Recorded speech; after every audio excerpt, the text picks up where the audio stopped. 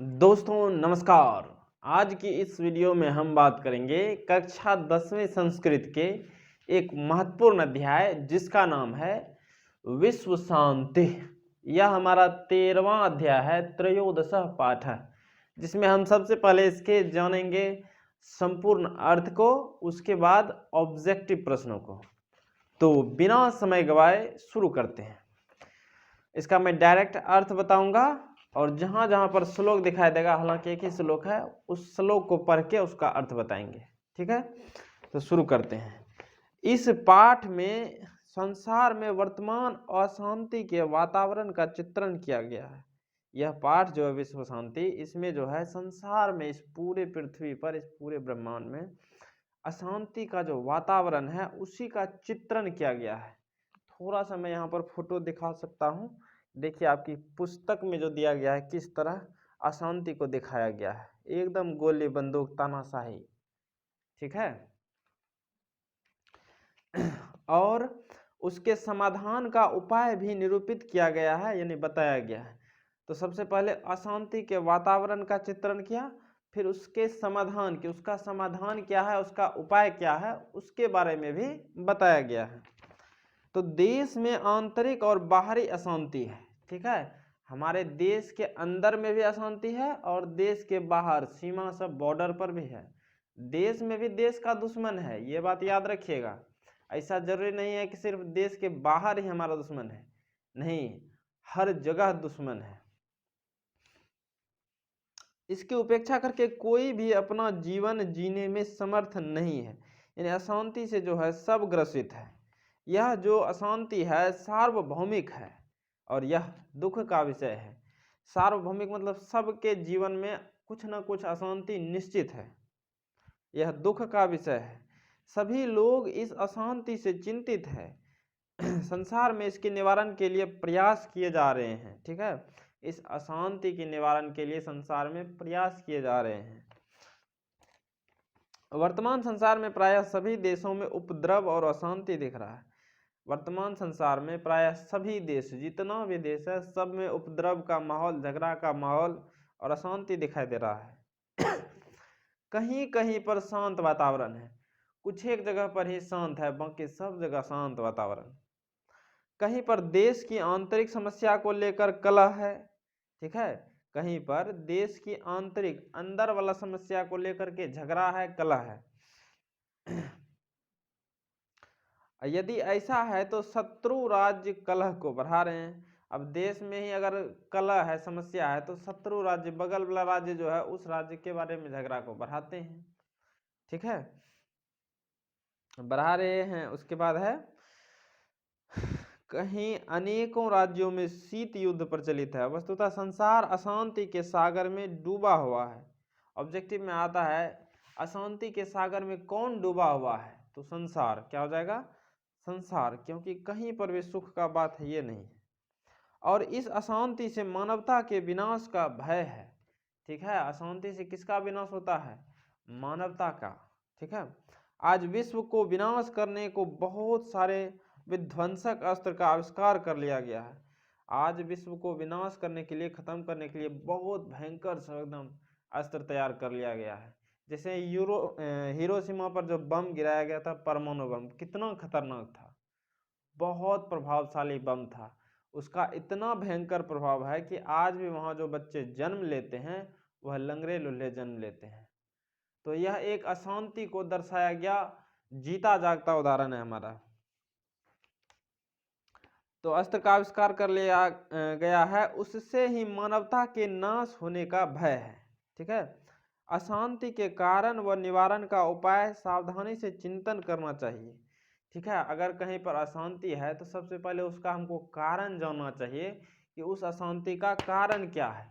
जैसे मान लीजिए किसी दो आदमी में लड़ाई हो गया, तो सबसे पहले उसका कारण जानेंगे तब नहीं। सबसे पहले हमको उसका कारण जानना है कि किस वजह से लड़ाई हुई। अगर हमको पता चल गया इस वजह से लड़ाई हुई, तब इसका निवारण करेंगे कि हाँ भाई तुम गलत हो और तुम गलत हो, तुमको इतना रुपया देना होगा या ये सजा है तुम्हारे लिए। तो अशांति के कारण व निवारण का उपाय सावधानी से चिंतन करना चाहिए। कारण को जानकर उसके निवारण के उपाय को जानना यही नीति है। ठीक है, कारण को जानकर उसके निवारण को जानना, उसके उपाय को जानना यही नीति कहता है।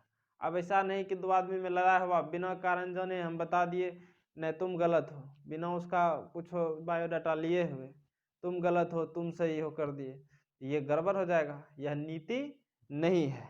नीति क्या कहता है कि कारण को जानकर उसके निवारण के उपाय को जान लेना चाहिए। ठीक है, वस्तुतः द्वेष और असहिष्णुता अशांति के दो कारण हैं। ठीक है, वस्तुतः जो है द्वेष और असहिष्णुता जो है अशांति के दो कारण है। द्वेष का मतलब होता है जलन का भाव, ईर्ष्या का भाव। तो ये अशांति के दो कारण ऑब्जेक्टिव में आता है कि अशांति के दो कारण कौन कौन है, तो द्वेष और असहिष्णुता।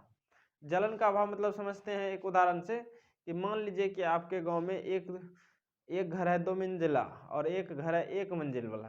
तो 1 मंजिल वाला आदमी ये नहीं सोचेगा कि हम 3 मंजिल बना करके उससे आगे चले जाएं, वो नहीं सोचेगा, उस जगह हो उसका 1 मंजिल कैसे टूट जाए, तो इसको कहते हैं द्वेष। ठीक है, तो द्वेष और असहिष्णुता अशांति के दो कारण है। एक देश दूसरे देश के उत्थान को देख कर के द्वेष करता है। ऐसा नहीं कि यह समाज में ही है, यह देश लेवल पर भी है कि एक देश दूसरे देश के उन्नति को देखकर, प्रगति को देख करके द्वेष करता है। वह उस देश के प्रगति को नाश करने का निरंतर प्रयास करते हैं। द्वेष ही असहिष्णुता को जन्म देती है। द्वेष किसको जन्म देती है? असहिष्णुता को। ये दोनों दोष आपस में बैर को उत्पन्न करते हैं। ठीक है, द्वेष और असहिष्णुता जो है ये दोनों दोष आपस में बैर को उत्पन्न करते हैं, मतलब दुश्मनी को उत्पन्न करते हैं। और स्वार्थ क्या करता है? बैर को बढ़ाता है। स्वार्थ क्या करता है? बैर को बढ़ाता है। असहिष्णुता का एक अर्थ हम स्वार्थ ले सकते हैं। ठीक है, स्वार्थ किसको बढ़ाता है? तो बैर को। स्वार्थ से प्रेरित लोग अहंकार के भावना से दूसरे के धर्म, जाति, संपत्ति, क्षेत्र, भाषा को सहन नहीं करते हैं। अब जो स्वार्थी लोग होता है वह अपने धर्म को श्रेष्ठ, अपनी जाति को श्रेष्ठ, अपनी संपत्ति को श्रेष्ठ बताते हैं और दूसरे के धर्म, जाति, संपत्ति, क्षेत्र, भाषा ये सब को गलत बताते हैं। ठीक है, उसको नीचा दिखाने की कोशिश करते हैं, जिस वजह से क्या होगा? झगड़ा होगा। और वह अपने आप को ही सबसे अच्छा मानते हैं। और जो राजनीतिज्ञ हैं वे विशेष रूप से इसके प्रेरक हैं। और इसमें मुख्य भूमिका निभाता है कौन? जो राजनीतिज्ञ है, पॉलिटिशियंस। ठीक है, वो सारे जो सामान्य लोग हैं ऐसी बातों पर विश्वास नहीं करने पर भी बलपूर्वक उन्हें प्रेरित किया जाता है। ठीक है, जो नॉर्मल सब आदमी है वह विश्वास नहीं करता है, जाति धर्म में विश्वास नहीं करता है, लेकिन उनको जबरदस्ती जो है बलपूर्वक उन्हें प्रेरित किया जाता है कि ऐसा ऐसा आप मानिए, ऐसा करिए, ताकि दुश्मनी बढ़े। बलपूर्वक उन्हें प्रेरित किया जाता है। जो स्वार्थी उपदेश है बलपूर्वक हमें उनका निवारण करना चाहिए। ठीक है, स्वार्थी उपदेश का हमको बलपूर्वक निवारण करना चाहिए कि नहीं तुम गलत हो तो गलत हो, हम तुम्हारा बात नहीं मानेंगे। ठीक है, अब आगे है परोपकार के प्रति यदि आपकी प्रवृत्ति उत्पादित हो रही है तब आपको स्वार्थ का त्याग कर देना चाहिए। यदि आप सोच रहे हैं हम किसी का भलाई करें तो आपको स्वार्थ का क्या करना चाहिए? त्याग कर देना चाहिए। क्योंकि यहाँ महापुरुष, विद्वान और चिंतक विरले नहीं है। हमारे देश भारत में महापुरुषों की कमी नहीं है, चिंतक की कमी नहीं है, बहुत सारे चिंतक हैं। महापुरुष भी महात्मा गांधी, राजेंद्र प्रसाद, ये सब महापुरुष हैं। ठीक है, चिंतक सब भी बहुत हैं यहाँ पर, विवेकानंद सब हो गया, कितना भलाई का काम किए हैं, कितना परोपकार का काम किए हैं, कहने का बात नहीं है। तो यहाँ महापुरुष, विद्वान और चिंतक विरले नहीं है। उनका भी यह कर्तव्य है कि प्रत्येक आदमी में, प्रत्येक समाज में और प्रत्येक राज्य में परमार्थ की वृत्ति को उत्पन्न करे। परमार्थ का मतलब भलाई, दूसरे का जो है भलाई की वृत्ति को उत्पन्न करे। और ऐसा खाली बोलने से नहीं होगा, सूखा उपदेश पर्याप्त नहीं है, बल्कि उसका कार्यान्वयन जीवन में अनिवार्य है। और कहा भी गया है, क्रिया के बिना ज्ञान भार स्वरूप है। आप कितनों ज्ञान लीजिए, अगर उसका क्रिया में प्रयोग नहीं कर रहे हैं तो वह ज्ञान आपके लिए भार स्वरूप, बोझ स्वरूप है। ठीक है, आगे देखते हैं। देशों के बीच में विवाद को सुलझाने के लिए संयुक्त राष्ट्र संघ इत्यादि संस्थाएं हैं और वह समय समय पर आशंकित विश्व युद्ध का निवारण करते हैं। अब देश के बीच में जो हम विवाद होता है उसको सुलझाने के लिए एक संस्था है जिसको कहते हैं संयुक्त राष्ट्र संघ। वे समय समय पर बताते रहते हैं कि इसके बीच में झगड़ा होने वाला है, दोनों को संकेत कर देगा, दोनों को समझाने का कोशिश करता है। तो वह समय समय पर आशंकित विश्व युद्ध का निवारण करते हैं। भगवान बुद्ध ने प्राचीन काल में ही कहा था कि वैर से वैर का शमन करना असंभव है। ठीक है, भगवान बुद्ध ने प्राचीन काल में कहा था कि वैर से वैर का शमन मतलब खत्म करना असंभव है। यानी दुश्मनी को अगर आप दुश्मनी से खत्म करना चाहेंगे तो वह कभी भी संभव नहीं है। दुश्मनी को हम कभी भी दुश्मनी से खत्म नहीं कर सकते हैं, बल्कि कैसे खत्म करेंगे, तो वैर न करने से, करुणा से और मित्रता की भावना से वैर की शांति होती है। ठीक है, वैर को जो है हमेशा प्रेम से खत्म किया जाता है, मित्रता की भावना से खत्म किया जाता है और सभी लोग इसे मानते हैं। ठीक है, और भारतीय नीतिकार ने सत्य ही कहा है, भारतीय नीतिकार ने सत्य ही कहा है। यहाँ पर यह श्लोक दिया है, अयम निजः परो वेत्ति गणना लघु चेतसाम। ठीक है, अयम निजः परो वेत्ति गणना लघु चेतसाम उदार चरिता नाम तो वसुधैव कुटुंबकम।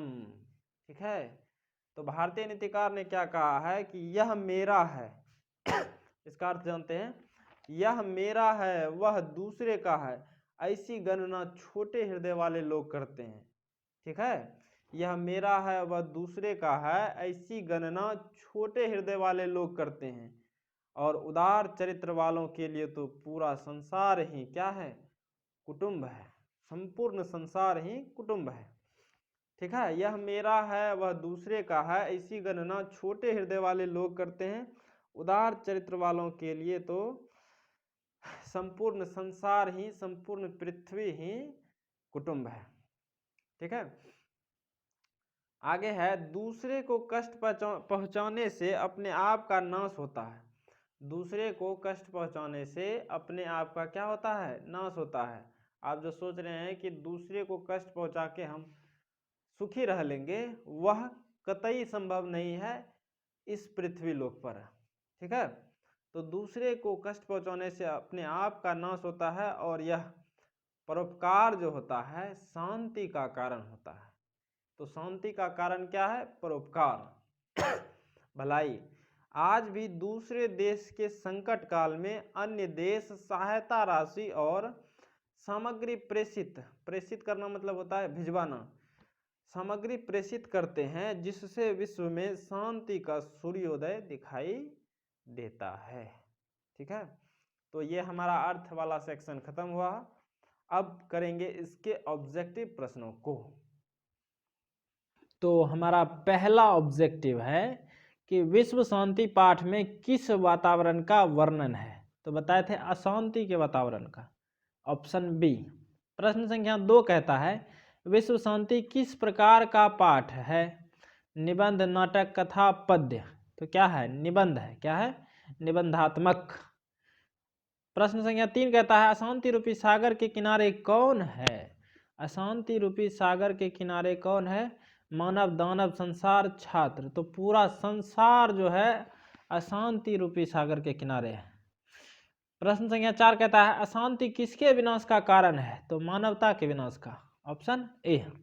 अशांति के कितने कारण है, तो 2 बताए थे। अशांति के 2 कारण, द्वेष और असहिष्णुता। और देश में अशांति के प्रेरक यानी अशांति को कौन बढ़ाते हैं, तो राजनेता बताए थे इसके प्रेरक हैं। प्रश्न संख्या 7, शांति का कारण क्या है, स्वार्थ, परमार्थ, अशांति परोपकार, तो शांति का कारण है परोपकार। अगर आप परोपकार करते हैं, भलाई करते हैं, तो उससे आपको उत्तम शांति की प्राप्ति होती है। प्रश्न 8 कहता है कैसा चरित्र वाले संसार को परिवार मानते हैं? तो उदार चरिता नाम तो वसुधैव कुटुंबकम। उदार चरित्र वालों के लिए तो पूरा वसुधा ही, पूरा संसार ही कुटुंब है, परिवार है। अगला है वैर से वैर का समन क्या है? असंभव। वैर से वैर का समन जो है असंभव है, ये बोले थे महात्मा बुद्ध। प्रश्न संख्या 10 परपीड़न किसके लिए होता है? मतलब दूसरे को कष्ट पहुंचाना एक तरह से, तो वह पाप के लिए होगा। किसके लिए? पाप के लिए, ऑप्शन बी। प्रश्न 11 कहता है एक देश दूसरे देश को क्या देखकर जलता है? अपकर्ष, आकर्ष, पराकर्ष, उत्कर्ष। उत्कर्ष। एक देश दूसरे देश के उत्कर्ष को, उत्थान को देख करके जलता है। अब देखते हैं प्रश्न संख्या 12 वस्तुतः इस समय किस महासागर के कुल मध्य, इस समय संसार जो है किस महासागर के कुल मध्य दिख रहा है? प्रशांत महासागर नहीं, हिंद महासागर नहीं, अटलांटिक नहीं, अशांति महासागर के। किस महासागर के? अशांति। अब देखते हैं प्रश्न संख्या 13 कहता है वैरेन वैरस्य समनम असंभवम, यानी वैर से वैर का समन असंभव है, यह किसकी उक्ति है? तो महात्मा बुद्ध की। किसकी उक्ति है? महात्मा बुद्ध की, ऑप्शन ए। प्रश्न 14 कहता है देशों के बीच कौन सा युद्ध चल रहा था? तो शीत युद्ध। कौन सा युद्ध? शीत युद्ध। प्रश्न 15 कहता है शत्रु राज्यों में क्या बढ़ रहा है? कलह। क्या बढ़ रहा है? कलह, यानी झगड़ा। प्रश्न संख्या 16 दुख का विषय क्या है? तो सार्वभौमिक अशांति, यही हमारा दुख का विषय होगा। हर एक जगह जो अशांति है यही सबसे बड़ा दुख का विषय है। 17 देखिए कहता है आज विध्वंस के लिए किसका निर्माण हो रहा है? तो बताए थे विध्वंस के लिए बहुत भयंकर सब अस्त्र का निर्माण कर लिया गया है। ठीक है, तो ऑप्शन ए। प्रश्न 18 दूसरों को दुख देने से किसका नाश होता है? तो दूसरों को दुख देने से अपने आप का नाश होता है, ऑप्शन बी। 19 कहता है संकट के समय एक देश दूसरे देश को क्या करते हैं? मदद करते हैं, सहायता करते हैं। ठीक है। प्रश्न 20 विश्व को नष्ट करने के लिए किसका निर्माण हो रहा है? तो अस्त्र का। किसका? अस्त्र का। प्रश्न 21 कहता है एक देश दूसरे देश की उन्नति को देखकर क्या करते हैं? तो ईर्ष्या करते हैं। प्रेम नहीं, लड़ाई नहीं, शांति वार्ता नहीं, ईर्ष्या। क्या करते हैं? ईर्ष्या, मतलब जलते हैं। अब देखते हैं आगे वाला प्रश्न। प्रश्न संख्या 22 कहता है ईर्ष्या से किसका जन्म होता है? तो ईर्ष्या से किसका होता है? असहनशीलता, सहनशीलता, युद्ध, शांति। तो असहनशीलता का जन्म होता है। जलन से असहनशीलता का जन्म होता है। उदार चरित्र वाले संसार को क्या मानते हैं? परिवार, कुटुंब। ठीक है। प्रश्न 24 यह मेरा है, यह तुम्हारा है, ऐसा कौन मानता है? तो बताए थे अयम निजः परो वेत्ति, यह मेरा है, वह तुम्हारा है, ऐसा छोटे हृदय वाले लोग करते हैं, यानी लघु बुद्धि वाला। कौन करता है? लघु बुद्धि वाला। वैर से किसका नाश असंभव है? तो वैर से वैर का नाश जो है असंभव है।